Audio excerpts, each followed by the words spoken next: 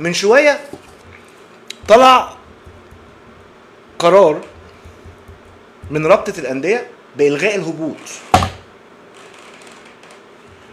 طبعا الناس كلها واخدانا لسكه ان الغاء الهبوط لصالح الاسماعيلي وان كده دوت لصالح الكره المصريه، لان الاسماعيلي دوت فريق جماهيري. الاسماعيلي فريق جماهيري والكلام ده كله. الاسماعيلي هو ولاد عمنا واحنا نتمنى له الخير، ولكن هم عايزين ياخدونا للحته دي ان احنا بنعمل ده عشان خاطر الاسماعيلي او بنعمل دوت عشان خاطر الدراويش. وده طبعا كلام فارغ. من امتى جمهور الاهلي كان بينادي في المدرجات بتاعته اضرب على الارض تزلزل، الدراويش عمره ما ينزل؟